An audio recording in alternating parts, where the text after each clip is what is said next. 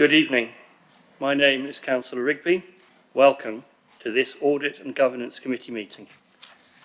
Could I ask everyone to note the fire safety instruction that, upon hearing the alarm, you should leave the chamber by the double doors at the back, exit the building through the main entrance and congregate in the car park. Also, could you please switch off your mobile phones and turn any other electronic devices being used to silent mode.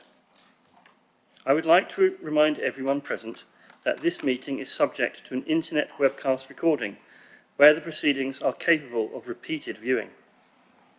If you are seated in the public area of this council chamber, it is likely that your image will be captured by the recording cameras and result in your image becoming part of the broadcast. This may infringe your human rights, and if you wish to avoid this, you should leave the public seating area of the council chamber and move to the upper public gallery. If members are, for any reason, not present for the whole debate on an item, you should consider and seek advice, as necessary, on whether it would be appropriate for you to vote on that item.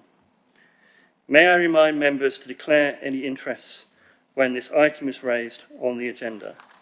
Before we begin, this is the first meeting of this committee since the sad passing of our friend, Councillor Mark Reid. We will remember him in council with full tributes tomorrow. Thank you. Item 1 on the agenda, apologies for absence. Mrs. Borman, do we have any apologies? Thank you, Chair. No apologies have been received. Thank you. Item 2, declarations of interest. Are there any interests to be considered?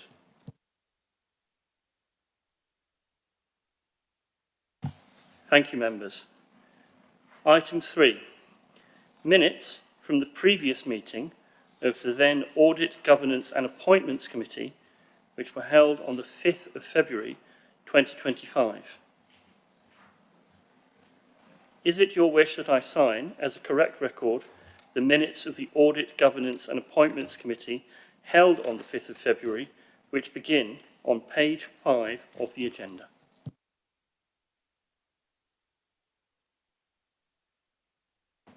Thank you.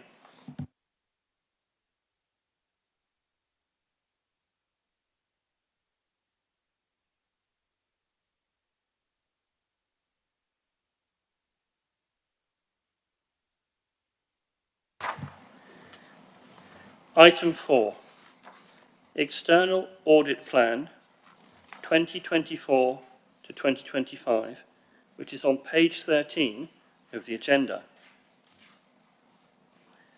The appendix sets out the External Auditor's Plan for the audit of this Council's 2024/25 accounts.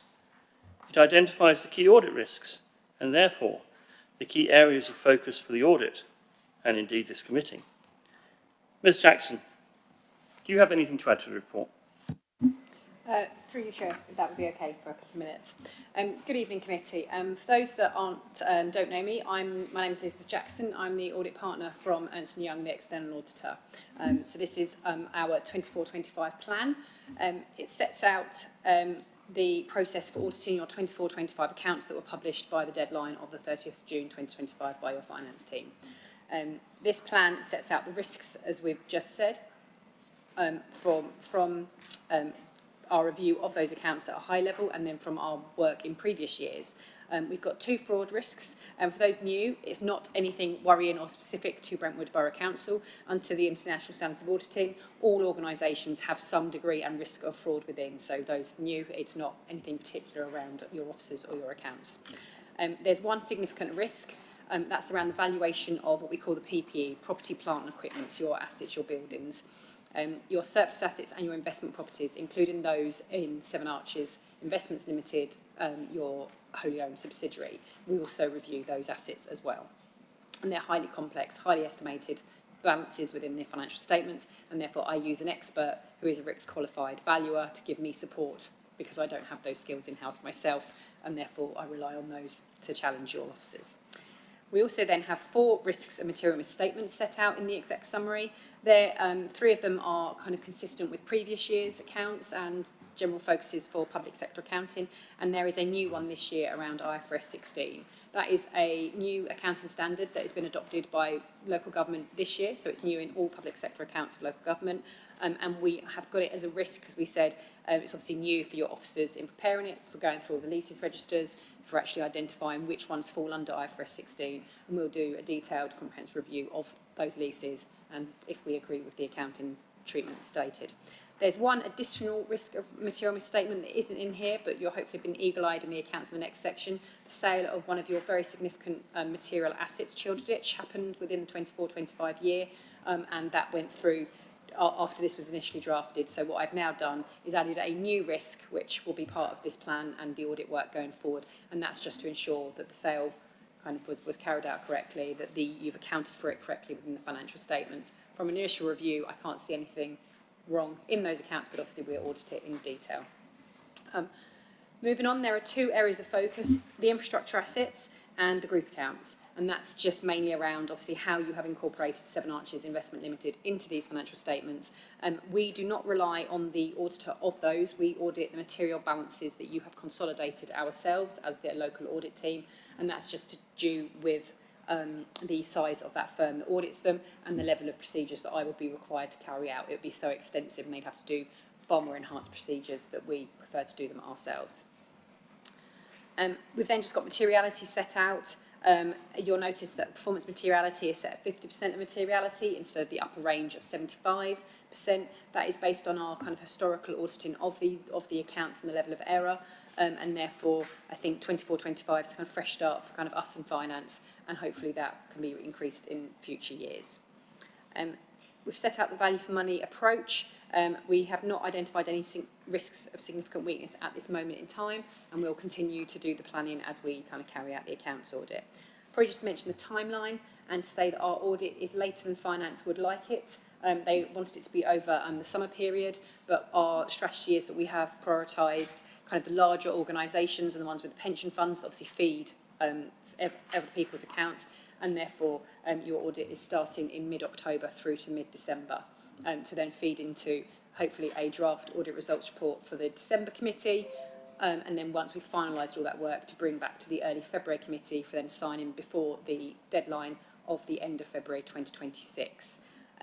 For those who have been on the committee before, obviously we've had the disclaimer approach and kind of unaudited financial statements previously with the council. This year we will be auditing the accounts in full, or that is our aim sat here tonight to do so. Obviously that requires collaboration between David and I, and obviously the finance team and my team, which we'll work closely on and kind of communicate to the chair if there is anything arising. At this stage, there's nothing kind of else to bring to your attention, and kind of I welcome any questions on my report. Questions from the committee? Councillor Chinnery. Thank you, Chair, and congratulations on becoming Chair of this committee. I look forward to working with you over the next municipal year. Firstly, I just have a point on the report from the Council. On page 14, just above the audit timeline, it says the following paragraph from the plan, page 5 of the plan, should be noted. And it says, this means that we do have assurance over in-year movements. I go to page 21, and the bottom paragraph, it says, this means we do not have assurance over the in-year movements. Can I confirm that's just a quick typo, and there's not much more to that? And then thank you for that, Ms. Jackson, report on kind of looking forward to working with you. I have a couple of questions about the audit itself, I suppose, being kind of a young professional doing kind of corporate governance consulting. I want to know kind of when it comes to this external audit, is EY considering AI now in its work in audit? And I'd just like to know, because in the corporate world it's slowly being integrated, I just want to know, will that be used in the external audit, and how many kind of people will be working under you on this, and how much work will they be doing on the actual plan in terms of hours? But thank you. Thank you. Thank you. Through the chair, thank you. So I'll answer the first one, and I think it's probably my slightly confusing sentence between then the report from finance as the covering report. So we have unaudited accounts from 21-22, 22-23 and 23-24 for Brentwood Borough Council. That means we don't have any assurance over opening balances or in-year movements from those 3 prior years. So we will be auditing your 24-25 accounts in full, but obviously we have no assurance over opening balances. So I will have some closing balances kind of linked to your balance sheet of those bins I do, but actually as a overall, you will still be issued a disclaimer audit report to say we know the bits, but most of it is unauditable.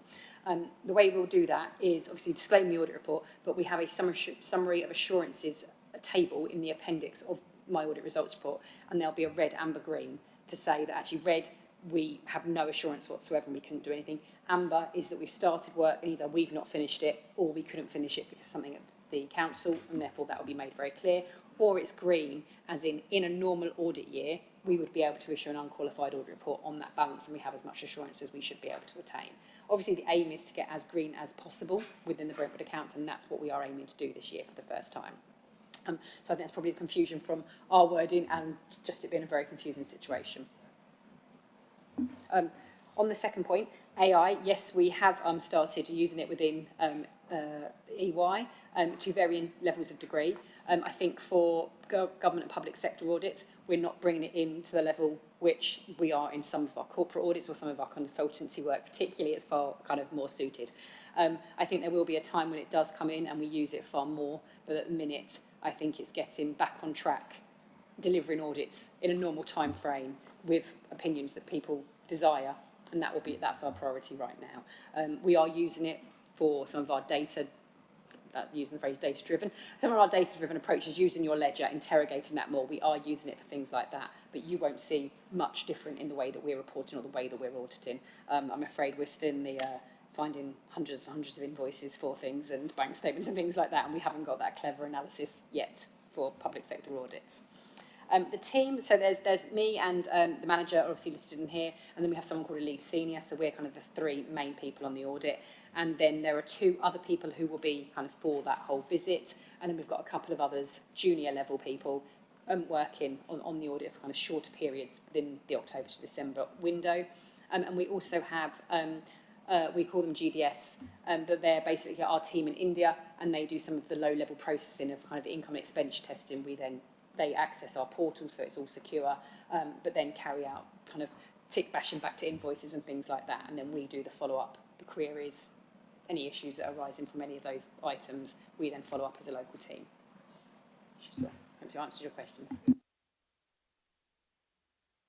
Thank you. At this point, I'd like to introduce the independent person, Paul McLaughlin. Mr. McLaughlin is an extremely valuable resource to this committee, to both the Chair and Vice Chair and myself, but he's also a resource that's open to the whole committee. Ms. McLaughlin, you have a question. Okay, on page 43, there's a bit about the value for money planning still to be done. Is there any update on that, and are there any issues from last year that we need to consider? Oh, sorry, through you, Chair. The plan is still in progress. There are a couple of issues that we're kind of working on, obviously the sale of Childerditch and the closure of Brentwood Development Partnership. So we've requested some information, and we're going to have further meetings with finance to work through those. I haven't put those as a risk of significant weakness yet, because I think we need to understand more about those, and therefore it would be premature to put any risks in the plan as it is. There's nothing that I'm aware of at the current stage, and all the risks identified in the 23-24 audit, they were all closed before I issued my audit report, and I was happy that there were no weaknesses in the arrangements at Brentwood Borough Council. Councillor Sankey.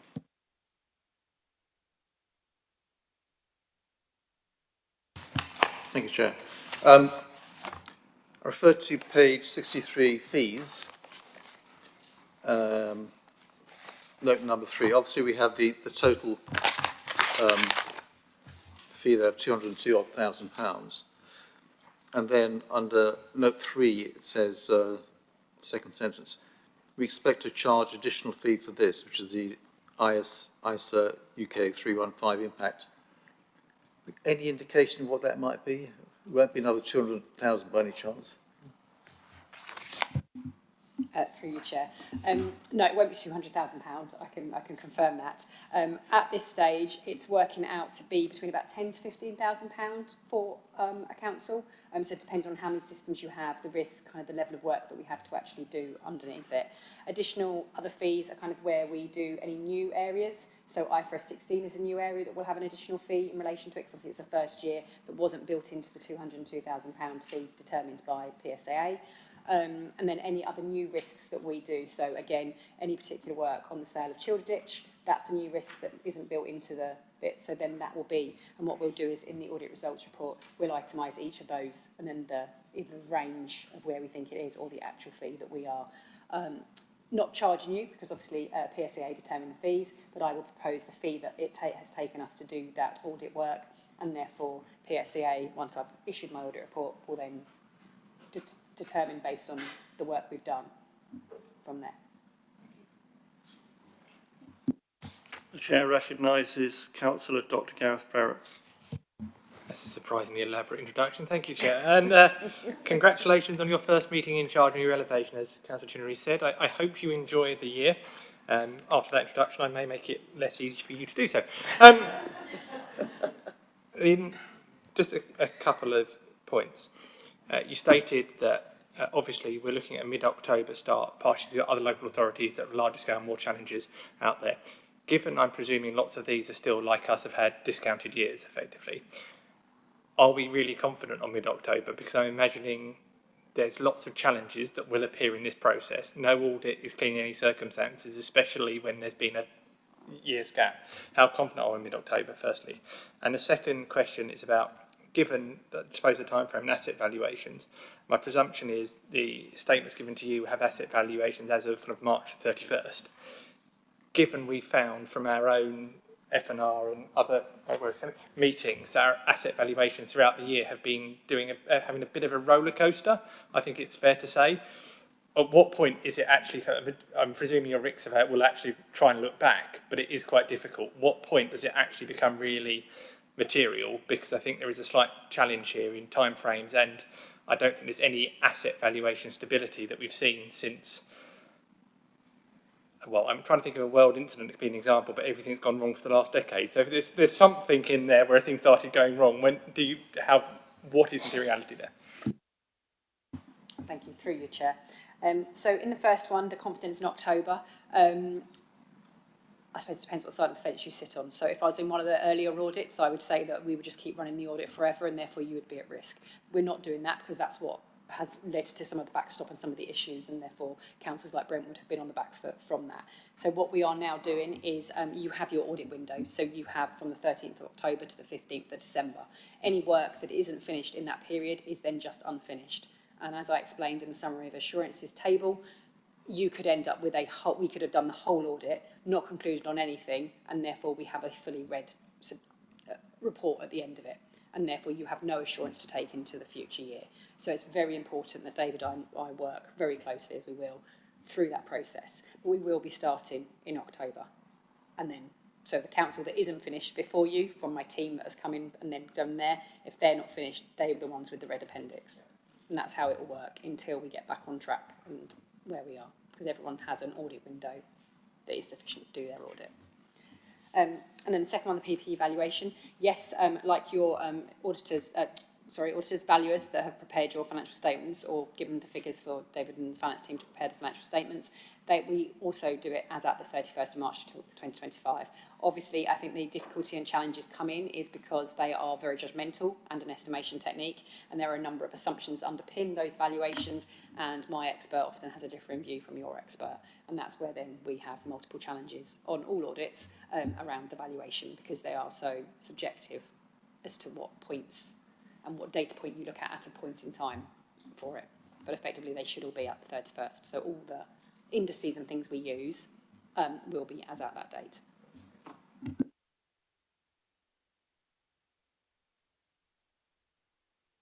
Any further questions from the floor?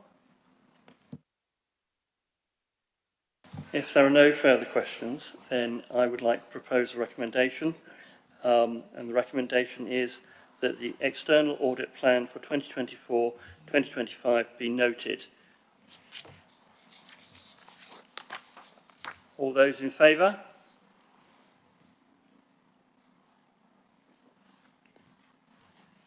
That's unanimous.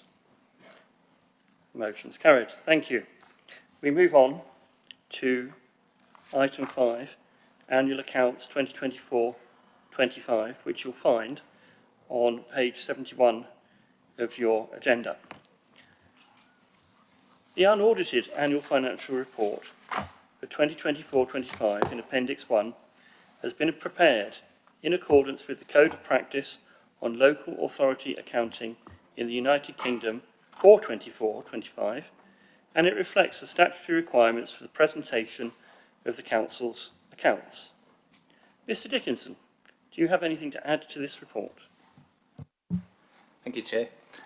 Just a few comments. As to the Section 151, I can confirm that they give a true and fair view of the Council's financial activities and financial position as at the end of 2024-25. And it's not a requirement that members approve the accounts before I confirm their publication. The Council will be presented for approval by members once the external auditor has completed their audit. The purpose of presenting the accounts now is to give members an early view so that they are familiar with the accounts when they come back for approval. And then throughout the year, but mainly towards the end of the year, we'll have a series of training, or maybe just one big training session, just to go through the accounts and help members to understand them, but also maybe ask a few challenging questions as well. Thank you, Chair. Any questions? Mr McLaughlin. Yeah, I've raised already with Mr Dickinson that there's a couple of notes, references, which I think are incorrect on page 145, where there's a reference to note 41, which I think should be note 37. But they're to do with the accounting policies. And just wondering, can you confirm that the accounting policies have largely stayed the same between last year, this current year, and are going to be the same for the forthcoming year, other than IFRS 16, which the external audit have mentioned? Mr Dickinson. Thank you, Chair. Yes, I can confirm they're the same. We have had a review of them and just added a bit of more narrative around around the financial instruments, just to make it a bit more explicit. But outside of that, there's no major changes outside of IFRS 16.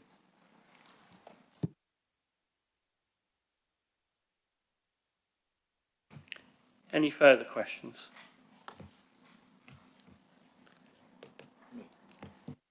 Councillor Sankey.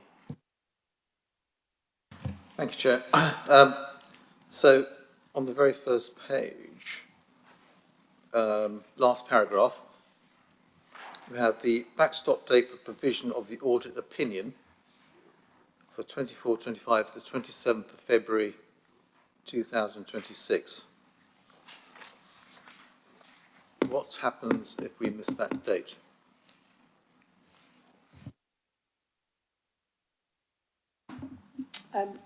We won't miss that date, because if we get to a position where the audit is not finished for varying reasons, we will just disclaim, and therefore we'll issue your audit report regardless of the status of the audit. So the date will be met, but it'll be a disclaimer anyway, but it will be a worse disclaimer, if you get my understanding, because we won't have got any assurance at all from 24-25 either.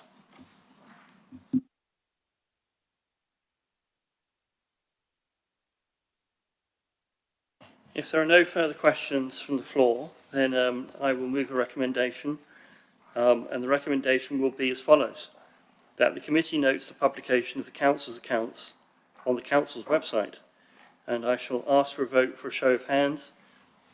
All those in favour?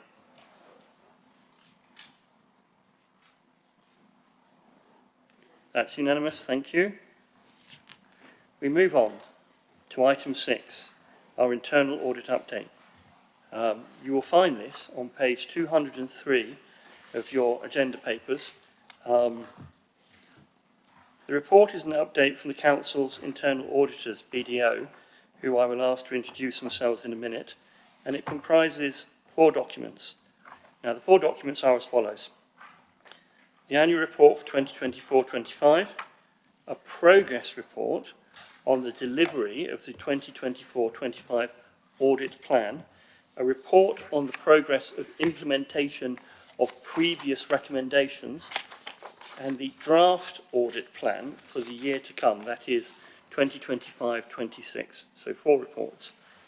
Ms. Combrink and Mr. Billingham, do you have anything to add to the report? Thank you, Chair. So just to repeat, we've got the 4 papers as part of our internal audit suite of papers. It covers both the remaining papers for the 24-25 audit as well as the audit plan for 25-26. At BDO, we were delighted to be reappointed to carry out your internal audit from 25-26 onwards. The key change we're making from our side is that I'll be passing on the role of Head of Internal Audit. I've been doing it for several years. I'll be passing it on to my colleague Aaron, who sits just in front of me. So I'll hand over to him to present the 25-26 audit plan a little bit later on the agenda. But basically, we'll go through the 4 parts to our report. We'll structure it so as through after each section, we'll take any questions you may have. So we'll cover the annual report. I'll take you through that. When we get onto the progress report, there are 6 reports that we've got to present to you today. So I'll take you through the first 3, and then I'll hand over to Andrew, who is continuing as the internal audit manager across the years. He'll take you through those reports. We also have James Sinclair here from Essex Procurement Partnership, who will also be able to answer any questions relating to the procurement report, which we'll come on to. And then we'll move on to the follow-up report, which Andrew will take you through, and then we'll move to the 25-26 audit plan. And then we'll hand back to the chair to move the recommendations forward. So that's just the structure in which we'll present, because appreciate there's various parts to our report. So if I start with the annual report for 24-25, we had 10 reviews that we've carried out, and we've got the last of those on the agenda to present today. Within those 10 reviews, there were 8 that carried assurance opinions, and there were 2 advisory reviews. The advisory reviews were around leisure services and EDI, and we'll present the EDI one as part of the progress report. We had 1 audit that was deferred into 25-26, which was the management of Section 106 funds, and we discussed that at the previous meeting. So in terms of each opinion on each of our reports, where we give an assurance opinion, is split between the design of controls and the operating effectiveness of controls. Across the 8 assurance opinions on the design of controls, we issued 2 of the opinions were substantial, 5 were moderate, and there was 1 limited opinion, which was around procurement. On operating effectiveness of controls, 2 were substantial, 4 were moderate, and 2 were limited. The 2 limiteds were around procurement, which we'll go through, and cyber governance, which we covered at the previous meeting. So just looking at the limited opinions in there compared to the prior year, those of you who were here a year ago when we presented our 23-24 annual report may recall that we overall provided a limited opinion because there were 6 and 7 limited opinions for that year. So what we're seeing here is a significant improvement compared to the prior year, and therefore I'm very pleased to be able to say our overall opinion this year will be a moderate opinion, which is basically that the council has, we're giving moderate assurance around the internal controls that the council has in place and the operating effectiveness of those controls. So really positive message I'd like to convey, and positive direction of travel compared to the prior year. And you will see our Head of Internal Audit opinion reflected in the annual governance statement further on the agenda. I'll pause to just take any questions on that report before we move on to the progress report. Any questions from members on the first? If not, then we'll move on. Thank you. So within our progress report, as I mentioned, we've got 6 reports to feed back on, and that then completes our programme of work for 24-25. So first of all, we've got the EDI report. This was an advisory review, which means that we didn't conclude with the standard opinion around controls, design and effectiveness, but we did come up with areas for the council to consider to improve. The review involved assessing how the council is performing against the equality framework for local government. And within that, there are 4 modules and 17 themes which we looked at, which cover both the workforce angle and also the community services angle. Our full report does include a lot of detail. We looked at the council's practices, compared them. We drew our themes of good practice in the council's processes, but also looked at good practice elsewhere and compared. And from that, we came up with a total of 52 areas for the council to consider taking forward. What you've got in the papers here is just a high-level summary of that report. But overall, our conclusion was that the council is really at the early stages of incorporating EDI into all of its work. And out of the 17 areas that we assessed 12 of them as developing. So more to do. In common with a lot of other local authorities, one of the key challenges is around EDI data, and that's in terms of the council doesn't do a lot to collect data, both on the workforce side and on, from the community, and also the data that is available and can be obtained. Not a lot has been done to sort of analyse that data. As I say, the council is not alone in that. It is a challenging area, but it is important because without looking at that underlying data, it's difficult then to assess the effectiveness of some of the initiatives that the council's got in place. There are lots of initiatives, and our detailed report does draw that out. It's just difficult to see that thread between the data and the outcomes. But the council was already aware of most of the things I think that we've raised in our report, and is developing its own action plan to take forward the 52 areas that we've identified to consider. So a separate action that the management response to that was that a separate action plan will be developed. And I think steps are already being taken to work on that. Happy to take any questions on that report.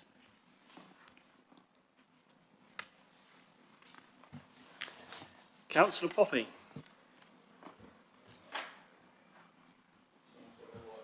Sorry. I just wanted to ask one simple question on the procurement thing. Who is our procurement officer now? Is it the young man sitting over there, or because the last one I knew has resigned or left or whatever? And on here it says we interviewed the senior procurement officer, but I can't see that we've got any others anyway. So is the senior also the junior? Does he do everything, or what's the actual score these days? If you want to come in. Thank you, Chair. Thank you, members. I'm really pleased to be here. So, my name is James Sinclair. I'm the lead for the Essex Procurement Partnership. So we've been asked to come and support procurement by Brentwood and Rochford councils. This audit report relates to activity before we arrived, and we've been doing some significant work since then to improve on or to meet the recommendations that have been identified there. So we have myself, James Sinclair, we have a procurement officer, James Cooper, and another procurement officer, Natalie Peer, who are supporting across Brentwood and Rochford, but we also support Braintree, Castle Point, Epping, Tendring, and Essex, so a bigger team, I should say. James and Natalie are focused on Brentwood and Rochford, and we support a bigger team across there. So hopefully that sort of gives you a bit of introduction about kind of who the procurement people are now.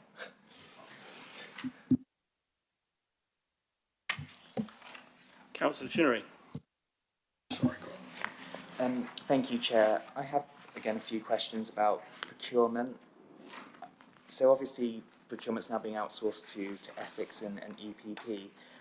who's liable if a procurement happens to be challenged? Is that still Brentwood's responsibility, or because now EPP is doing a procurement, is EPP liable if there is a challenge when it comes to a procurement? So that's my first question.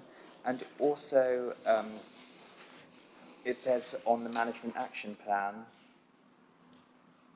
that there's EPP, but we're supported by a senior procurement consultant, like maybe an officio or something. Is that a Brentwood thing, or again an Essex thing at EPP? And then on point 3.1 of the procurement strategy, it says that the intention is for Brentwood and Rochford to join EPP formally. Has that not happened yet, or has that happened since this report has been published? So those are my first three questions relating to procurement. Thank you. Thank you. I suggest what I'll do is present the report, and then if we can come back to answer the questions and bring James in as well. Thank you. Thank you. So, so this report, unfortunately, it is a limited opinion, so limited on design of controls, limited on operating effectiveness, and we raised 1 high priority, 4 medium, and 1 low priority recommendations. Under the Procurement Act 2023, there are new procurement rules applicable to the public sector, which became live in February earlier this year, and the Council has updated its contract procurement rules accordingly. Our audit focused on the controls and the processes around procurement and waivers for the period April to September 24 because of the timing of the audit. So actually, we were looking at the time period before the change in the rules, and that's what our findings present. So just running through our findings, the high priority finding was around incomplete procurement records. Out of the 20 samples that we looked at, we only received documentation for 6 of those procurements, and within that there were also gaps in the documentation we received. We also weren't able to obtain copies of all the signed contracts. We were informed that was largely due to a lack of centrally stored documentation, but the management response to the finding is that a review is being done of the procurement and the contract documentation, and also there is the expectation that the processes will improve as part of the Essex Procurement Partnership.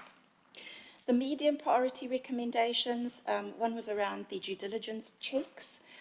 Here we couldn't obtain evidence that those supplier checks had been done. Again, we were informed that the checks are done, that it was an issue around central recording of the documentation. And again, that is something that is being worked on, and again, there'll be different processes part of the partnership. The other recommendation was around the procurement strategy being out of date. It didn't reflect the partnership with Rochford, also didn't reflect the moving into the procurement partnership.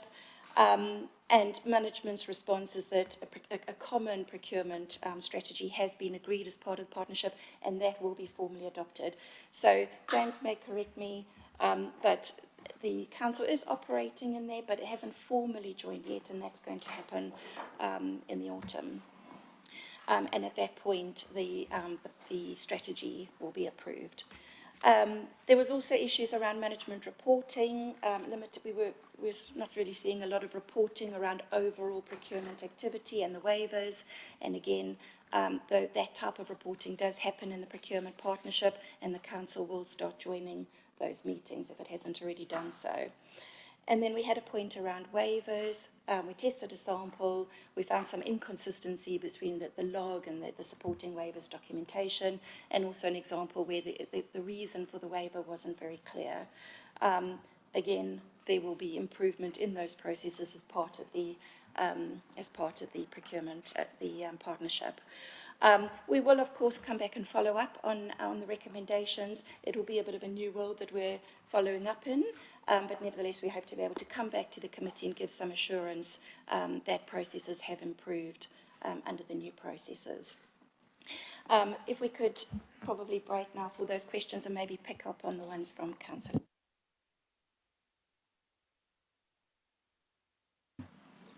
Thank you, councillors. So just to pick up on those questions, And I suppose an initial point around procurement being outsourced to Essex County Council, actually what we've created is a partnership.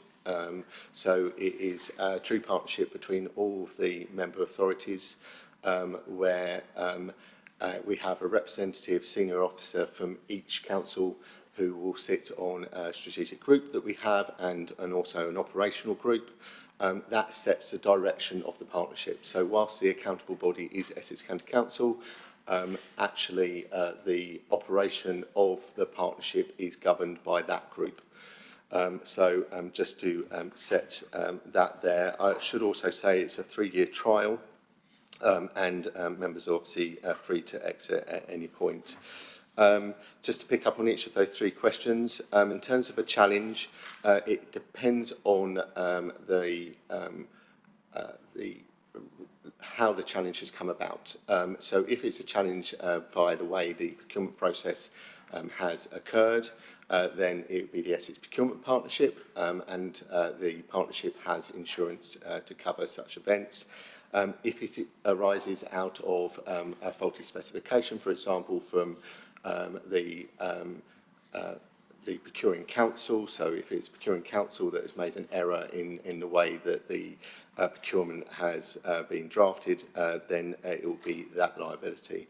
But again, what I should stress is the key to this is about partnership between all the authorities, and we so far have not had any challenge in the time we've been around, and the preceding shared service has not had any challenge for the last 10 years. So I'm hoping it's a fairly low likelihood.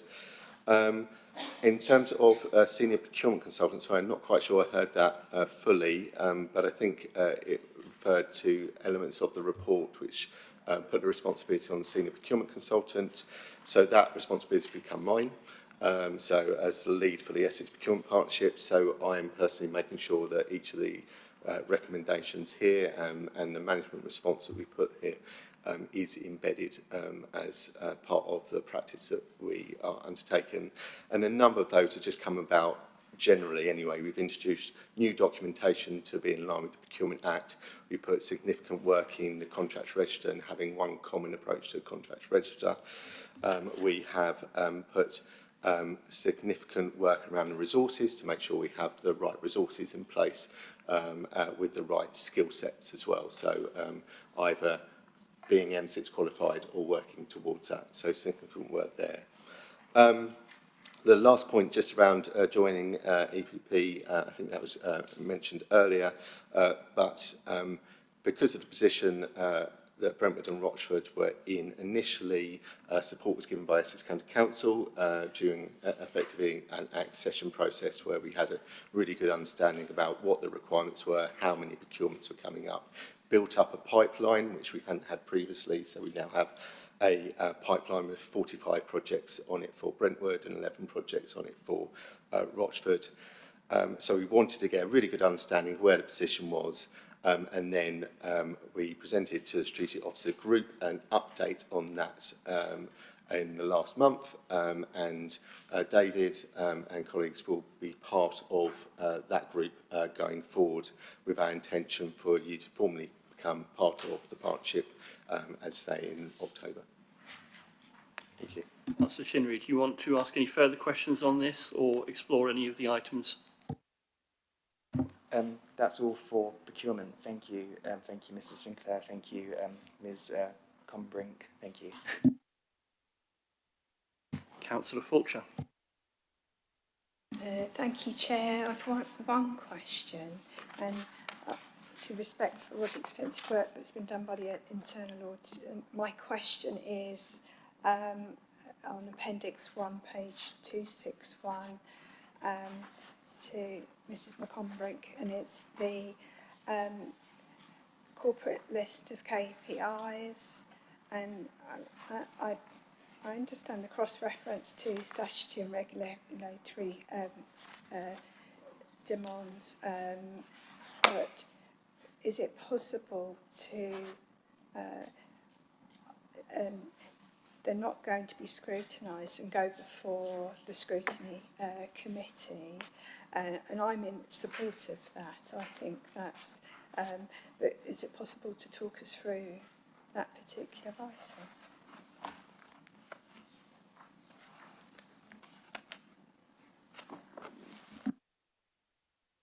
Yeah. Sorry, Councillor, is that on the performance management? Is it the KPIs on our progress report for internal audit, or is it one of the specific reports?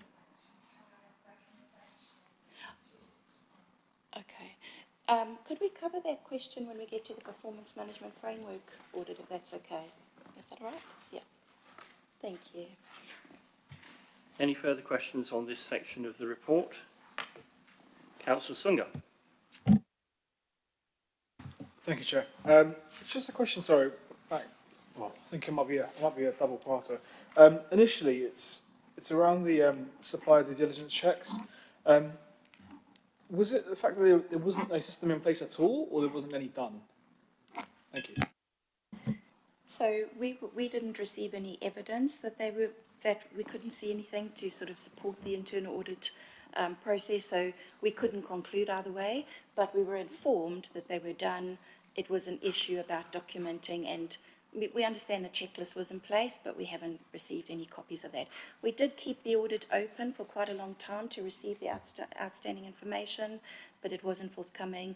It's potentially spread across the council, so not all held centrally. So also why we're presenting this report now and not earlier in the year, because we kept it open. But that's the process that's being worked through now to kind of get the documentation. But James may want to comment further. Thank you, Councillor. Yeah, so absolutely can't comment on some of the procedures that were carried out previously, but as part of the work that we have introduced, I talked about common documentation. We have supply checks that happen across all of our procurements. So for anything above 50,000 for the life of the contract, we will do a tender exercise, and as part of that we have supplier questionnaire which looks at a range of factors from quality, diversity, environmental management, health and safety, etc., etc. Lots of different checks, including financial checks on those organisations to make sure that we would want to be going into contract with them. For those requirements below 50,000, we also have checks through the RFQ process that we undertake.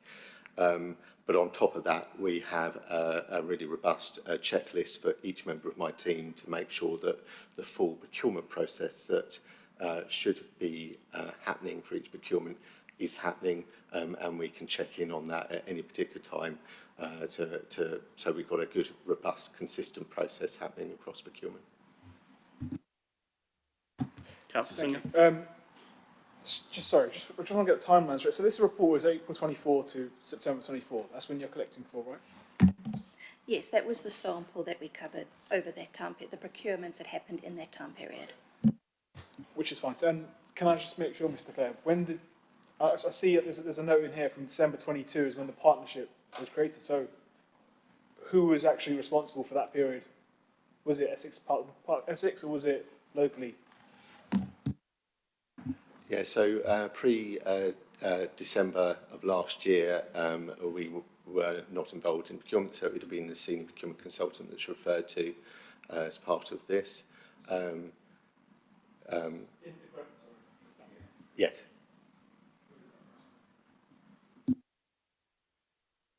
Mr. Dickinson.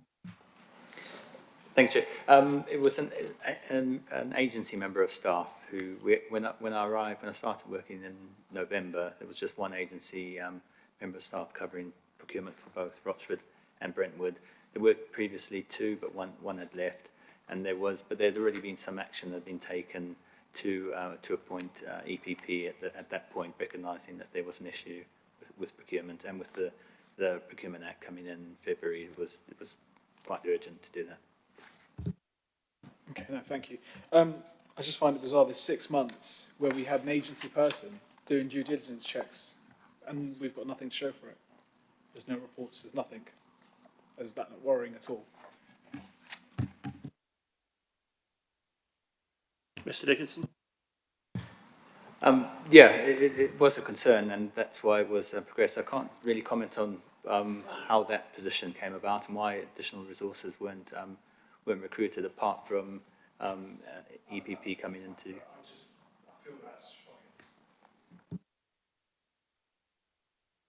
Sorry, Chair, somebody has to be responsible for that.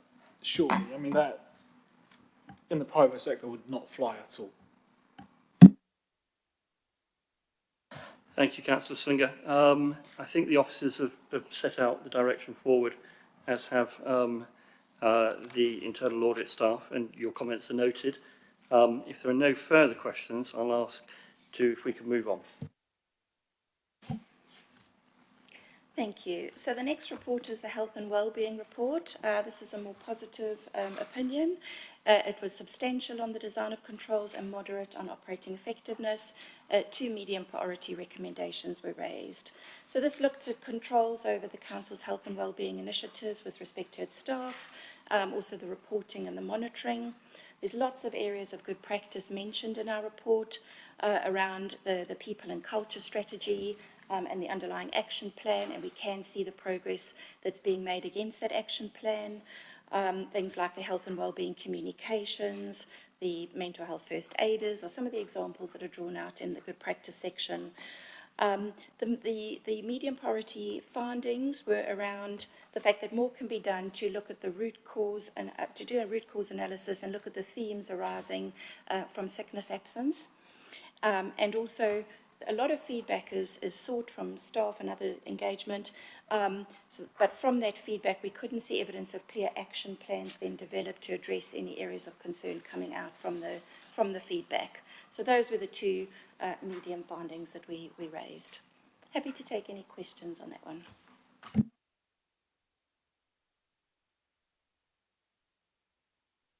If there are no questions, then we'll move on to the next paper. Okay, so I'm going to take you through the remaining reports. So just to introduce myself, my name is Andrew Billingham. I'm the Internal Audit Manager here, and I have been the manager for the last couple of years. So I work for BDO, so I manage the Internal Audit Plan. So the next report is the Income Generation and Savings Plan report, which is on page 253. I'll just give you a high-level overview of these next reports because I know that time is kind of moving on. So this audit received a moderate assurance opinion for the design of controls and a substantial opinion for the effectiveness, which is again a positive result. We've raised just 1 medium priority recommendation and 1 low priority recommendation. The first recommendation is around developing supporting procedures for the savings strategy and making sure the savings strategy is in an easily accessible location, because during the audit we weren't provided with that strategy. The second recommendation is to update the Council's financial regulations. They include version control. Happy to take any questions on that report.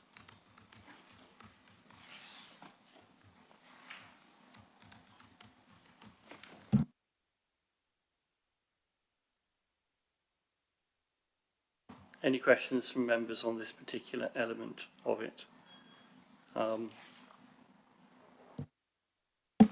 No, I'll carry on. So the next report is the Performance Management Framework report on page 257. So this audit's received a moderate assurance opinion for both the design and the effectiveness of controls. This time we've raised 5 medium priority recommendations, and they are around resolving KPI data share issues, reviewing the list of corporate KPIs to ensure all applicable areas are covered, ensuring corporate KPIs are in line with SMART principles, devising a data quality policy, and ensuring quarterly performance reports include improvement plans and actions where performance is not satisfactory. Happy to take any questions on this report. I think Councillor Fulcher had a question. Councillor Fulcher. Thank you. Yes, it was a question on page, based on the corporate list of KPIs on page 261, and yeah, it was just to be, if you could possibly talk through, ask through the management response, and as I said before, in favour of this, because it's meaning that KPIs, corporate KPIs, are kind of channeled towards each policy committee, which makes perfect sense to me, but to be talked through that I'd really appreciate. I don't think I'm in a position to kind of talk about the management response because that's come from management itself, but I can talk you through the KPI issue. I think there are a few events that happened which potentially could have led to the corporate KPIs being reviewed, and they perhaps weren't reviewed in line with those events. And then that's why we made that recommendation. Management response probably best to be answered by management, but I don't know if there's anyone here really to answer that performance management framework question. If not, we can take it away and come back to you once we've spoken to them. Mr. Dickinson, do you want to say anything? I think it's best to get a response from the officer, who unfortunately couldn't be here tonight. No, thank you very much. That's absolutely fine. Yeah.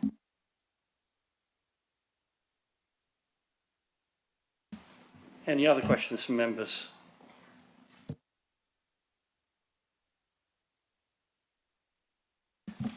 Okay, so moving on page 264, we have the main financial systems report.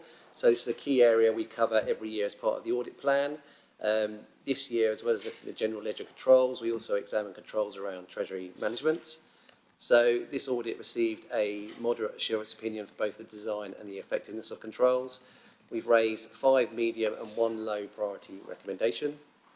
The first 3 recommendations are about ensuring evidence is retained of the segregation of duties between the requester and approver for investments, making sure evidence is retained for the approvals for controlled account reconciliations and the approvals of loans. The remaining recommendations are to complete the recommendations from the external review of Treasury management practices, which I think was done by the Treasury Management Advisor, ensuring the annual cash flow forecasts are approved, and following up on the results of our data analytics work, which identifies some potential duplicate journals. Happy to take any questions on that report.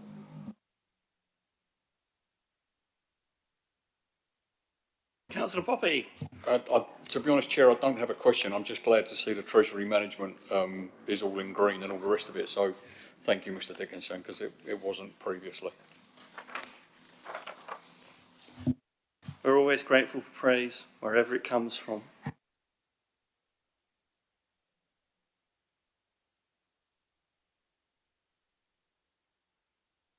Okay, so and the final report, which I'm going to take you through, is the follow-up report on page 273. So to inform the new members of the committee, we conduct a regular follow-up exercise whereby we seek evidence of implementation of the recommendations in line with the implementation dates. So we only follow up on high and medium priority recommendations. This report is then produced for each audit and governance committee. So it shows you the current state of play with implementing the various recommendations from the previous audits. So the current report shows that 26 recommendations were followed up and 12 have been completed, which includes the 3 oldest recommendations on Section 106 agreements and main financial systems. 6 are classed as in progress, meaning they've missed their original implementation date and a new date has been agreed. And 8 are classed as overdue, as they've missed their implementation dates more than once. So all of those overdue recommendations have previously been reported to prior audit and governance committees, and work is progressing to implement them, but they're just not over the line just yet. Happy to take any questions on that report. Oh, actually, before I go, I also want to say one more thing. So when I took over this role at Brentwood, there were a lot of follow-ups outstanding, so this is actually quite a positive picture compared to where it was 2 years ago. So we're gradually kind of catching up on all the outstanding recommendations. Councillor Chinnery. Thank you, Chair, and I echo those positive comments on the internal audit. Now, I have mainly, it's quite a broad question. It probably spans over the multiple reports, and it's really to talk about cyber, and maybe because I'm new to this committee, I just want a bit of information on that. Firstly, compared to maybe other local authorities, I know we have a limited assurance on one of the cybersecurity ones. Is that something that is quite common? And the reason I ask is, considering how obviously it's getting more and more in the news with the M&S and Harrods and the Co-op all having really, really damaging cyber attacks and knowing we're getting into more turbulent times, it is something we really, really have to focus on. So is in Brentwood a particularly vulnerable place? I did see some quite alarming words. Over 20% of staff, only 20% managed to identify a phish email. Again, in the private sector, if you ignore many of them, you may face disciplinary action. And only 30% of IT staff are equipped to deal with the business the continuity and the emergency. They're equipped to deal with that. I think I read that in one of your reports. Is that a typical thing, or is that a particularly alarming thing for Brentwood? That's my main question. And then also, I think in corporate governance, we're seeing a new cybersecurity code of practice. It was rolled out April of 2025. I think it's a very, very vague code of practice, mainly for boards in both public, private sector, large and medium organisations. Will you begin looking at that in internal audits and seeing if senior people, the board, the CEO, are adhering to that code of practice? Because that's, I think, when it comes to cybersecurity, a later update in corporate governance. So I just want to know how up to date you are on that. But thank you. So you're absolutely right. We did have a limited opinion on cyber governance during the year, and we reported to the last committee, and it was around the things you've mentioned around, really an inadequate response around the phishing test exercises that were carried out. We do see this elsewhere. It is, this whole world of this, cyber security threats, it's fast moving. New risks are coming up the whole time. Training needs to be constantly improved, and so we cover this at local authorities as well as NHS. You're aware NHS has also been hit quite hard by some of the cyber breaches, and I think public sector entities at large are struggling to keep up with the pace at which it's moving. So it is an important area. We follow up on the recommendations we raised before. It's not due yet, so we'll follow up when it falls due.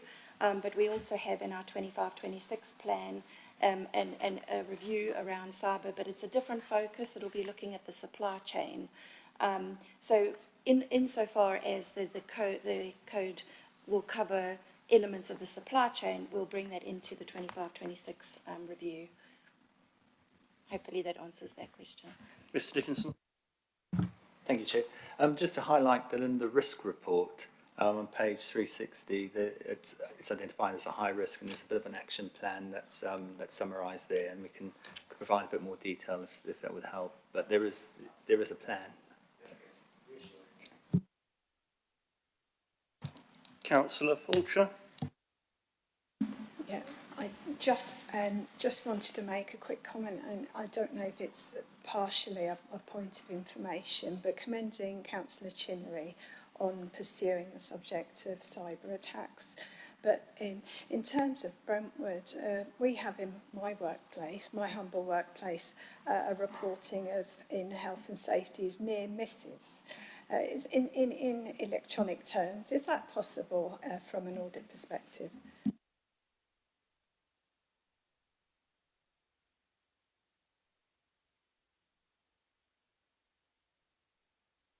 I'm conscious this is my first meeting. I've only kind of joined the internal audit team going forward, but it is possible. What I can't answer is whether that's possible for Brentwood, but I sit on a number of other local government audit committees, and I was another one of these clients earlier in the month, and IT management were there to report on their near misses, and they were being hit nearly 900 times in a month. Only 30 of those required real investigation into what the outcomes were, whether there was any breaches, etc. But it just shows how prevalent the sector is being targeted. So that monitoring is available if the IT systems allow. Thank you. Many thanks.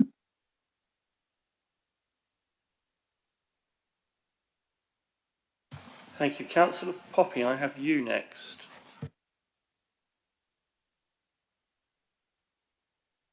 I'm looking for the page, I'm sorry, and I can't find it. When I was looking at the thing, Councillor Chinnery mentioned it earlier, where you've got 30% of the staff are trained, 70% are not, but it's closed. It's a closed item on your report.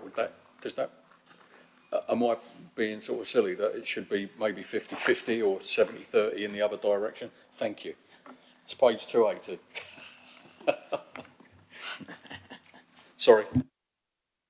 Sorry, I don't think that recommendation is closed. It's not yet due, so we haven't followed it up yet. I think there is a close one. Oh. Oh, sorry, there would have been several recommendations. I don't recall offhand, we'll have to check if that specific recommendation is the one that's not yet due.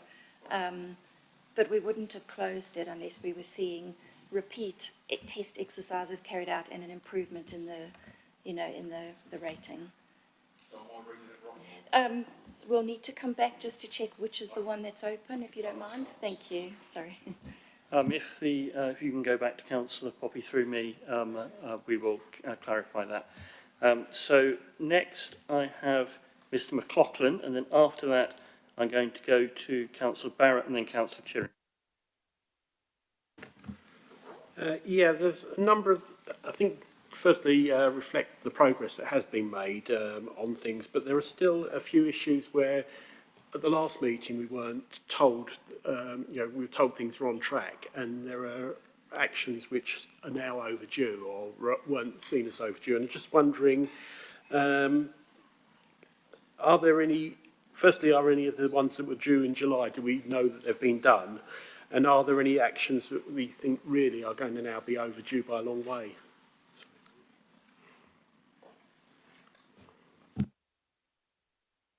So we will conduct the next follow-up process before the next meeting, which is in October. So we'll conduct that in September. So if they've got due dates in July, we won't know if they've been implemented yet. So we would have done this follow-up exercise probably in May, early June.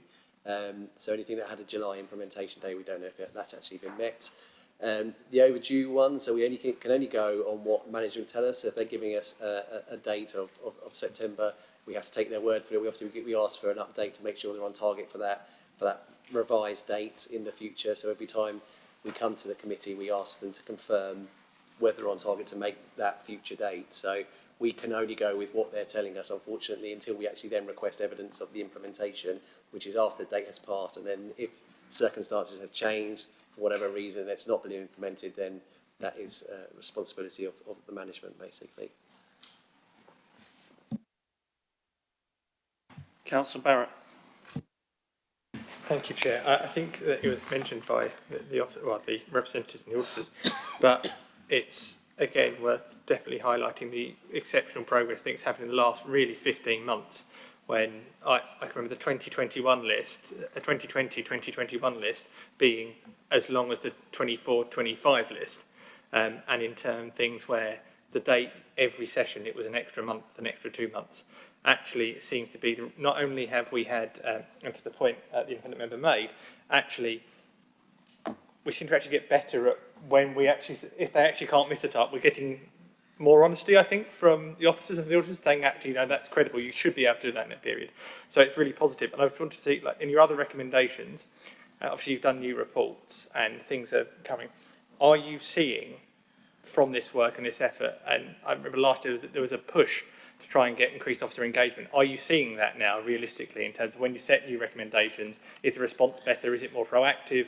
Do you feel people are actually owning things? Or is it still, while stuff is being ticked off, it's still a bit of a rubbing against each other? What is the process like from your perspective in terms of getting these things over the line? Yep, so the process has got a lot better now. So managers are more accountable for implementing the recommendations. So I go to the one of the corporate managers teams meetings every quarter, and we talk about the kind of the follow up of the recommendations. If the recommendation has not been implemented and they become overdue, they are supposed to come to the audit and governance committee to answer questions on that and provide a response as to why that is overdue. So I think all the overdue ones that are currently there, the officers have come to the committee and previously talked about where they were with implementing those recommendations. So the ownership of the recommendations has got a lot better, and the implementation rate has also got a lot better. I think there's currently only about 20 recommendations outstanding, which is a really positive picture. Thank you. Quickly, Chair. Thank you. Just it's good to see that. I think it's the other thing. Is there, I suppose my next question is, and the only other part is, are the recommendations still outstanding? Are there any that actually concern you? As in, would you point at them and go, that's the one I'm not confident is going to be, that's the one I still have challenge, concern, I need to hear more about. Others, you know, I'm desperately pleased the Section 106 arrangements is finally off the books and not there, because I think that was a borderline running joke, I think, over the period. And I think even before your recommendation, the previous internal audit identified that back around 2015 as an issue. So that's quite miraculous we finally got that sorted. But are there, what in there would you point at and go, that's the one I think like members need to be pushing on or officers need to be concerned about? There are quite a few recommendations there for data protection, but they have been really engaged with us, and they've brought in a data protection consultant to kind of implement those recommendations. It's just taking time to implement them. So I think they are almost complete, and once they come off that overdue list will be reduced even further. I guess the way to look at it is the ones that are probably most concerning are the high priority ones, and I think if it's got a high priority with an extended implementation date, that is probably slightly more concerning. So the only one that would match that would be waste management. But the director has been to the Audit and Governance Committee before to explain why it has got such a delayed implementation date. So, and I'm sure he would come again if members wanted to speak to him. But I think there's a lot of work going on behind the scenes with that recommendation. It's just taken a while before it can actually be closed off. Thank you. Councillor Chinnery. Thank you, Chair. Councillor Barrett actually asked my question, so about what is concerning of what's outstanding. So I have no further questions. Thank you, Chair. Councillor Sankey. Thank you, Chair. Like Councillor Barrett, I'm very pleased to see Section 106 has been resolved, or hopefully resolved. This is my 4th year at Audit Committee, and that's always been outstanding and never seemed to be going anywhere. As a general rule, last July when we had the annual internal audit report, I think it's true to say it was a very unhappy report as far as we're concerned. So the progress made in the last year, I think, is should be noted by everybody who's been involved. Thank you. Thank you. From my own part, I would say that cyber has long been an issue in which I have wanted to see our progress upgraded, and that the limited recommendation should be deleted.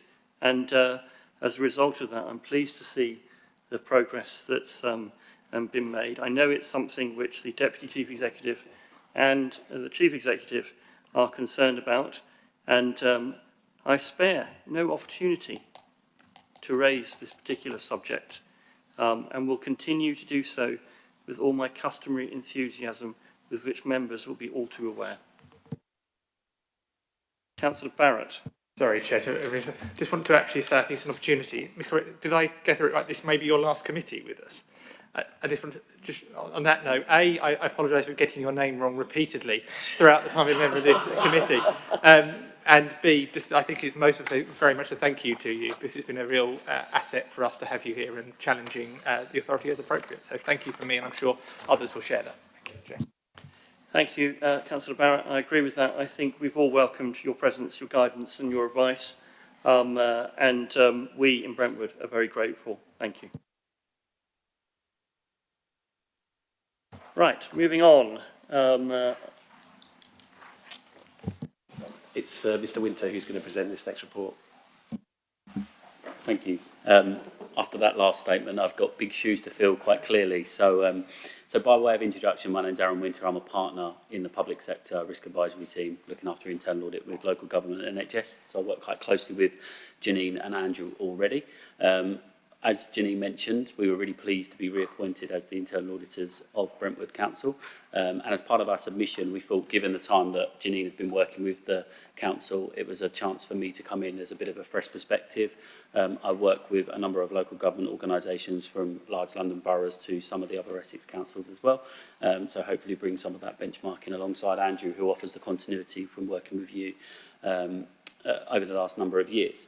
So I will fulfil the head of internal audit role and take accountability of our delivery and take the positive feedback on that trajectory forward, and hopefully we'll be sitting here in 12 months' time with even better news. So the purpose of the report that I'm going to be presenting today is our proposed internal audit plan for 25-26. And I should have actually mentioned as well that as part of the tender exercise, we were also appointed to be the internal auditors at Rochford District Council. So again, you will perhaps see, not so much this year, but going forward, how we can look at the partnership working to align and synergise some of our plans to offer that assurance across both councils and the working practices that are in place. So, as some councillors are new on the committee, just a reminder of the process that we go through when collating our plan. So it is ever evolving. The benefit of obviously performing internal audit work throughout the year and continuously means that we can consistently review risks and the key priorities that the council are facing. So this plan has been definitely generated from previous knowledge and insight that we've done through our work.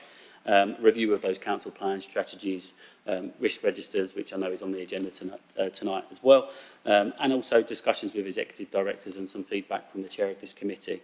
So all in all, taking that information, as well as what we're doing over at Rochford as well, to understand if there is any synergies, bearing in mind that that is our first year, we have to do some fundamental work there to get our understanding up before we can do that. Taking all that into account, we then break down our plan into 4 key streams. So that's the core assurance areas, which underpin our annual opinion. And then we also like to, where possible, flex our plan to look at any areas of future focus, any change, as well as ensuring that we offer an element of flexibility in our plan. So this year we haven't got any time held in contingency, but I would like to remind the committee and obviously management as well that we're always here to respond to any emerging risks or any changes that may occur. Obviously, it's quite a volatile landscape we're operating in, and a number of those risks have been mentioned already. So we're always on board to take that feedback and ensure that we flex our plan to address those risks and provide you with the assurance. So as a result of all of that work and discussion tonight, you see 11 reviews that we're planning for next year, and they are covering some key areas that have been flagged in the strategic risk register. As I mentioned, feedback from management, and some are areas which we've not looked at for a number of years, so it's important that we get that cyclical coverage. The final thing I wanted to mention, and what makes this document quite long, is the appendix at the end, which is our internal audit charter. And effectively, this is a contract between us, management, and yourselves as the committee. It sets out the roles and responsibilities, the purpose of all of those individuals, and I think really importantly, actually updates you on what is a change in internal audit standards for this year. So from the beginning of January, there was new global internal audit standards that were issued by the IIA. And then those have been tailored for public sector organisations from the 1st of April 2025. So this will be our first year delivering an internal audit plan in conformance with those standards. What I would give some reassurance to the committee is that the previous internal audit standards we were operating under, known as the public sector internal audit standards, were of a high calibre that actually these new standards are bringing other industries and countries up to those standards. So as a firm, we've reviewed what those new standards look like and done a bit of a gap analysis to understand, are we conforming? And we're confident that we are conforming. But what we will have to do as part of that ongoing review is bring regular reporting to this committee to say, here are some of the activities we've had to do as a result of the new standards. This is what we ask of you to review, etc., etc. But what I would just remind the committee is, under those new standards, you are defined as the board or those charged with governance to hold us to account and review the work that we do. So that get my words out. That was all I was going to say on the plan, but happy to take any questions.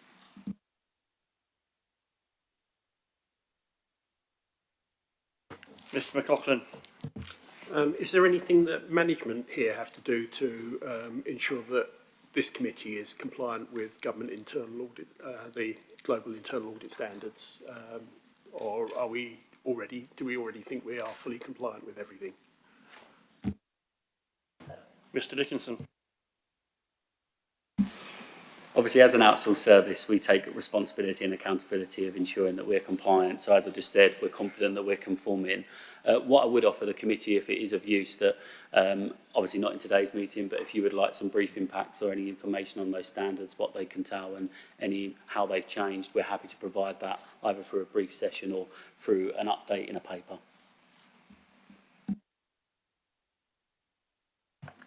Any further questions? Councillor Dr Barrett. Thank you, Chair. Not a major question, but in terms of the planning, like order Q2, Q3, etc., is that set in stone or is there flexibility in it? in terms of, will events, I know you haven't got any kind of extra hours for anything else comes up that appears, but is that definitely going to be the order of it? And in terms of, partially just there's bits of it that colour recruitment and retention. I think there's a challenge there in terms of, given our potential limited scope of existence, that actually recruitment and retention kind of becomes a bit more important earlier. Is there any scope to move things, or is that set in stone? And how does that work? Sorry. So I can confirm that those are indicative quarters. So naturally, when we've spoken at the start of our planning and discussed with directors, we've looked at when might be best at that moment in time. But you're completely right, Councillor Barrett, that there is sometimes a need to review, change timing and bring forward plans. So as Andrew already suggested through the follow-up programme, we're in regular dialogue and at present at management meetings that we can take that feedback on. And I guess the elephant in the room when we're doing plans going forward is LGR and the reorganisation. And on some of our other internal audit plans, we've actually got that as a review. But we're already seeing that because of the uncertainty around that, what can we review and provide assurance against? So I think what the best approach is to look at areas that are being impacted by that, like we have done in this plan. Any further questions? If that's the case, and there are no further questions from the floor, can I thank BDO for what has been an excellent series of presentations and, may I say, an excellent dialogue from members on both sides of the aisle in relation to the issues that have been raised by the reports. That is exactly the kind of constructive approach I'd like to see on this committee. So thank you, and it will be the first of many such exchanges as we proceed through the municipal year. But it has very much set the tone and also the relationship between members, our internal auditors, our staff and the independent person. And that is the kind of interaction that I think we all want to see from meetings of this kind. And I'm grateful for it. If there are no further questions, then I have a recommendation, and the recommendation is as follows. Recommendation 1, that the annual report for 2024-25, brackets Appendix A, close brackets, the progress report for 2024-25, brackets Appendix 2, close brackets, and the follow-up report, brackets Appendix C, close brackets, be noted. And then recommendation 2, that the internal audit plan for 2025-26, brackets Appendix D, close brackets, be approved. And there be a vote to be taken by show of hands. All those for? That's unanimous. Thank you very much.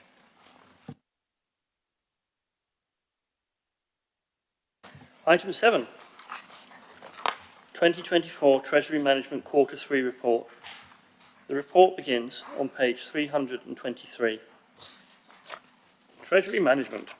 This report summarises capital investment and treasury management activity during 2024 to 2025 by reference to the key objectives set for the year in the approved capital and investment strategy.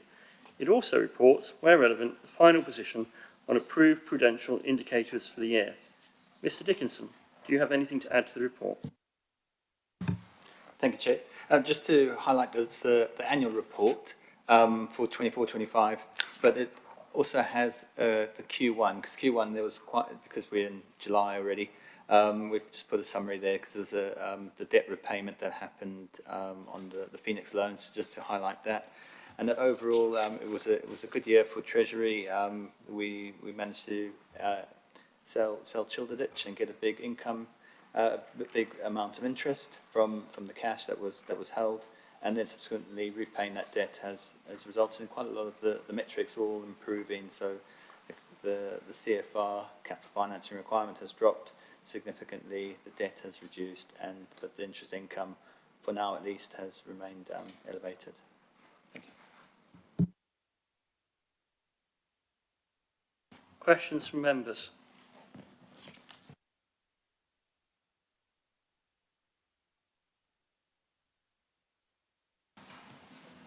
If there are no questions from members, Councillor Dr. Barrett, you nip in there. It's not necessarily a question, Chair. They sound like someone at a blue meeting. It's not a question, it's a comment. But to Mr Dickinson, I think, and the finance team, it's very pleasing to see Treasury Management in this status and in this health. So congratulations to yourself and the team. And in turn, the quarterly updates, all very good to see. And I'm pretty sure there's lots of other councillors across not just Essex, but Britain would like to see a Treasury Management report like this, and including some of our very near neighbours. So well done and congratulations on the management of this. I don't think any of us have any complaints at all from the finance team for the Treasury Management front. So well done, it's an excellent report, so thank you. Thank you, Councillor Dr Barrett, and I associate myself with your words entirely. If there are no other contributions from members, then I have a recommendation, and the recommendation is as follows.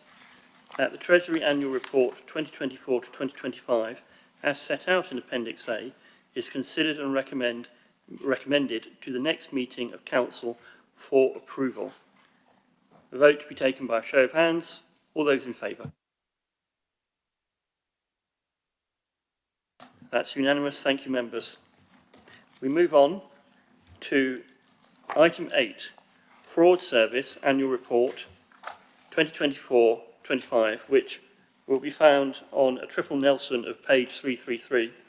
The report provides the committee with information on the activities of the Council's fraud team during the 2024-25 financial year. Mr Dickinson, do you have anything to add?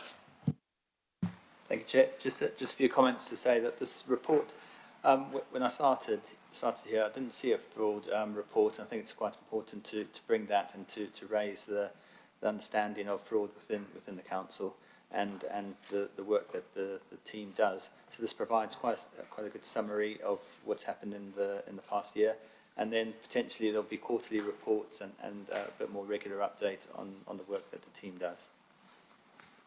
Thank you, Chair. Happy to take any questions from members. Councillor Chinnery, then Councillor Sankey, then Mr McLaughlin. Thank you, Chair, and thank you, Mr Dickinson, for the full report. I think it again really important that it is raised and we can scrutinise it. In your, I suppose, some quite just generic questions. How bad do you think fraud is in Brentwood in relation to Brentwood Council compared to other neighbouring local authorities? Are we seeing more fraud, less fraud, and are we dealing with it well, or is that a question that's probably too kind of vague and hard to answer? And also, do you see how do we see fraud evolving over the next few years, and is the council prepared to just generally tackle it and solve it and prevent it as much as possible? Thank you. Mr Dickinson. We haven't done any benchmarking, so we can have a look at that. But Brentwood does have housing, has an HRA, which I'm not trying to say anything about residents here, but that is where there's quite a lot of work in the right to buy claims, and so it would be probably higher than say another council, neighbouring council, without an HRA. But also Brentwood's quite a bit smaller than some of the other councils. And currently it's quite reactive, the fraud team, and it's quite small. So we are reviewing that just to see if there can be a bit more of a proactive approach to fraud, or to investigating fraud, because it is something that changes quite often. And the idea is if you prevent it, then you've done probably more than half your job. If you don't, and there's a sense of weakness within the borough in various areas, then yeah, there could be quite an impact from that. Thank you. I'll take Councillor Sankey next, and then Mr McLaughlin, and then Councillor Barrett. Thank you, Chair. I think it's quite a very interesting report, actually, and what I do note is that in the financial year 24-25, £1.1 million was actually identified and detected as fraud. So obviously that's good for the council. I also note that at the moment there's a total FTE of 1.4 individuals. So I think there may be a case for actually strengthening the team, because I also note within the report under corporate fraud work the comment, the fraud service works reactively based on referrals received from external and internal sources, rather than initiating exercises which search for fraud. This is predominantly due to resourcing constraints. And also note that the Economic Crime and Transparency Act 2023 received royal assent in October 23, coming into force in September 25, and gives rise to a new corporate offence of failing to prevent fraud. So really that's a very long-winded way of saying potentially we should look at increasing the size of this team. Thank you. Mr. McLaughlin. The trouble with being last on the questions is that I think most of the points have already been covered. So I'll just say I support the move to a more proactive approach. And yeah, so that's it really. Councillor Dr. Barrett. Thank you, Chair. A couple of points I think it's worth finishing what I didn't really see the scale of it. The fact that more than a third of right to buy applications were fraudulent seems pretty spectacular. I know it's only, in theory, it's nine properties, but that's 9 properties that would have been off our social housing list and into the private sector previously, and £1 million lost of public money to nefarious forces. Interesting to see the 7 under investigation and see what happens there. Also notable that the discount, reducing the discount has actually reduced fraud, which is also shows the stimulus of it. Other couple of bits, I think it's also interesting for me in terms of the subletting action, that actually in some of the cases that fraud is also associated with antisocial behaviour and other factors. So this isn't just a simple financial effort, it's a kind of actually a more broad issue that actually people are committing fraud against the council, and things like the single person's discount. I find it semi-amusing that someone would claim a single person's discount who wasn't necessarily entitled to one, and finding out they've got a partner is somewhat unfortunate, or having to admit that you're married might be tragic at points. But nevertheless, within this, I think it's interesting what's recouped, but I suppose it's a very positive thing. But I think Councillor Sankey's point is important, the scale of the team. And there was my one other point, parking permits. I find it interesting that they said that the fraud identified the risk with parking permit that can be used on any vehicle and they should be removed. I think every councillor should look very carefully at one of the 39 parking permits currently out there for any vehicle and make sure they haven't accidentally been borrowed or acquired by others, because I think it's an interesting fraud investigation to see where the member permits end up at any given time. But nevertheless, I think it's a very positive exercise, and in turn there's lessons coming from this in how we prevent fraud, and a bit like internal audit, when an investigation produces something, let's act on the policy change more swiftly. Thank you. Councillor Poppy. I only want to admit that my daughter has used my permit at least once to park, so it's just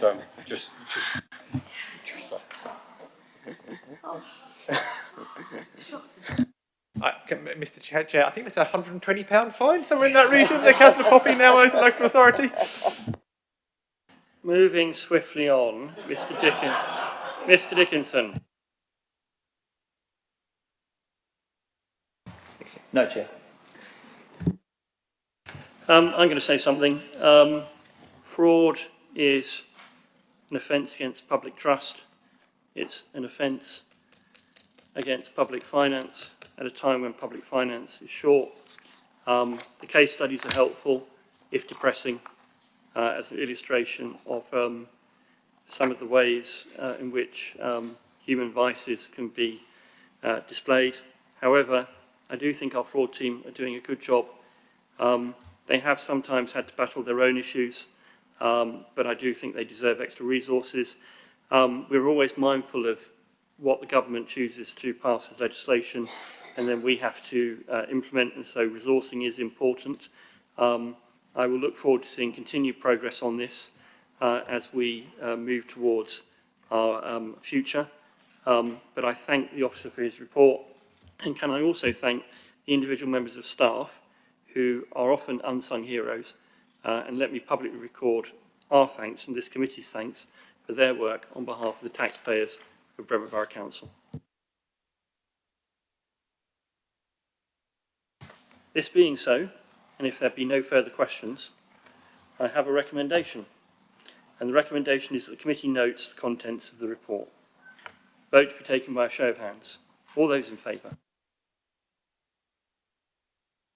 Thank you, members, and thank you also for your contributions.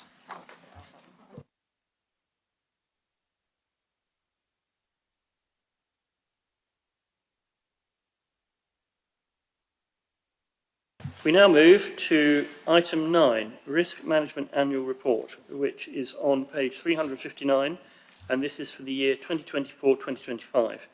Now, this report updates the committee on the status of the Council's Strategic Risk Register. Mr Dickinson, do you have anything to add? Thank you, Chair. Just to assure everyone that this report is reviewed by CLT, and there's quite a lot of challenge on the risk side.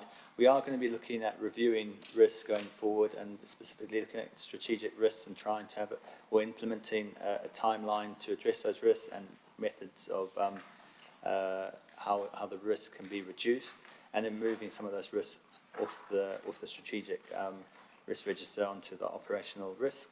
And then to highlight, there's one very high risk, which is around cyber, and that was, I referred to that previously, around an action plan and a working group. And there are a few high risks. There's one around financial sustainability, so that will always be a risk because funding can change quite quickly, and there can be issues, but currently that's under some sort of control. And recruitment, specifically again in finance, there is some positive action happening where we've recruited recently, and the team has is a full complement of staff, although 2 of them are agency staff. So that's it. Thank you, Chair. Questions from members? Councillor Chinnery, you're up. Just a very quick one on the cyber again. Target date for the cyber assessment framework is a launch of spring 25. Has this been launched yet? And if not, when will it be launched? Thank you. I might need to get someone to come back just to confirm that, but yeah.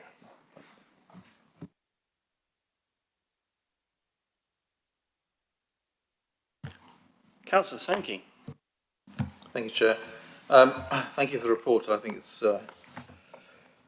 it's moved forward a lot in the last 12 months or so. I particularly like the fact it has the risk owner on it as well. Just one point, final paragraph, it says, finally, the creation of a risk management dashboard would be considered. The intention would be to present summary information on the current status of the risks in an easily accessible manner. Is that still on the cards at some point? Yes, it's been produced, and it will be in the next report. It's just to have a high-level summary of the key risks.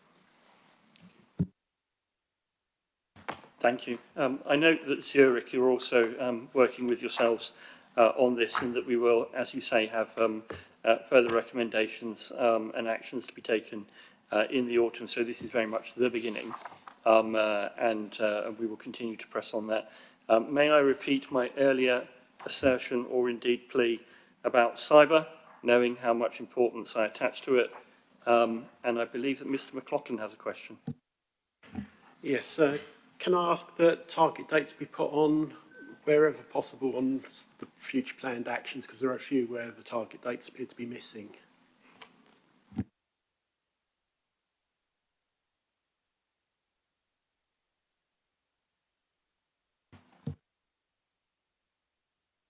Mr Dickinson. So, yes, it will be in the next report. That's what we're currently working on.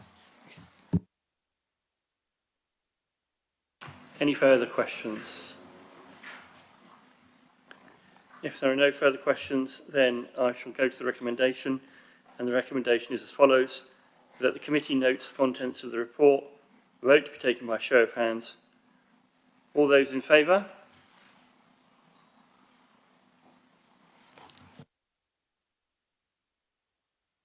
We move now swiftly to item 10, Annual Governance Statement and Local Code of Corporate Governance, which is on page 373.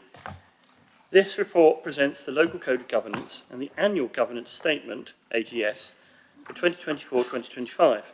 The report sets out the significance, key components, and how they are implemented within the local government frameworks, and it seeks approval of both documents. It's my great pleasure to ask Mrs Mayhew if she has anything to add to the report. Thank you, Chair. Thank you very much. Both the Code and the AGS follow the 7 core principles of SIPFA Solace work. The Code demonstrates how the Council evidence this and provides assurance under these principles. The AGS describes the efficiency of the governance arrangements they have monitored from 2024 to 2025 and any changes and improvements planned for 25-26. The governance areas of focus of 25-26 are included in the AGS. Updates on these actions were reported back to a further audit and governance meeting likely in the new year. Going back to the questions before, Councillor Fulcher, you had regarding KPIs and the policy committees, yet they're featured in our governance structure in this. So the reason why that was moved in the terms of reference at annual council, so the policy committees have responsibility for their performance and it not going straight to scrutiny. It was a policy committee decision. And that's also captured in principle F, that we evidently show that our performance indicators are developed in line with our corporate strategy. Okay, happy to take any questions. Questions from members, Councillor Chinnery and then Mr McLaughlin. Thank you, Chair. When it comes to this code, and I do corporate governance, I suppose in the private sector, we have codes and it's on a comply or explain basis. I guess this is very similar, that we just get comply, and if they're not complying, there's an explanation and we can assess that. Yeah, thank you. Sorry, obviously in the annual governance statement, we've picked out things we think that will need extra work or could be improving, and we've highlighted them and we'll work to them to get them more robust when we sign off for next year. Yes, McLaughlin. To what extent has the SIPFA addendum of May 2025 been taken on board? Are we trying to take any of it on board for the 2024-25 year, or are we going to wait till next year for taking that on board? Dickinson might be able to be better asking this one than me. It will be for the next one. It hasn't been taken into consideration. Mr McLaughlin, you've got a follow-up. Yeah, just in terms of the policies, there's lots of policies listed. Would it be possible to actually write the actual dates of the policies or the full policies in them at some point, and possibly even have links, because I'm not always convinced that the underlying document is easy to find if it exists, or if it's up to date. Yes, I can factor in for the next one. Thank you.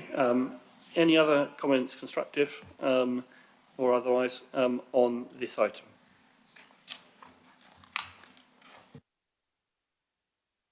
Very well. I have a recommendation, and the recommendation is as follows. Recommendation 1, that the Annual Governance Statement 2024-2025 attached in Appendix A is approved and signed by the Chief Executive and the Leader of the Council. Recommendation 2, that the committee approves and adopts the Local Code of Corporate Governance as set out in Appendix B. There is a vote to be taken by a show of hands. All those in favour? That's unanimous, thank you. We move on to item 11, appointment to the Constitution Working Group, which you'll find at page 425. Now, the Council has a statutory duty to maintain an up-to-date Constitution under the Local Government Act of 2000. Constitution must cover standing orders, delegations, and code of conduct for members. It can also have local conditions and rules that reflect its own area and how to make decisions. Mrs Mayhew, do you have anything to add to your report? Thank you, Chair. No, not much to add, but I just want to say, obviously, last year there was a lot of work done by the Constitution Working Group, and I thank them for that. Obviously, we start the new municipal year with going through the work plan and working out what we'd like to review and what needs to be looked at. Obviously, on there for this year will definitely be the planning chapter, which we started at the end of last year, but couldn't bring it back before the new municipal year, and also the scheme of delegations. Members are also asked to inform me if they wish to include anything on the work plan for discussion with the CWD and for CWG and for consideration. The working group, all recommendations are made by council. Any questions from members? If there are no questions, then I shall move to the recommendation. Obviously, the membership contains our best and brightest. And the recommendation is as follows. Thank you. Recommendation 1, that the committee agrees the nominations for the Constitution Working Group as set out in paragraph 2.3 for the next municipal year. All those in favour? Unanimity.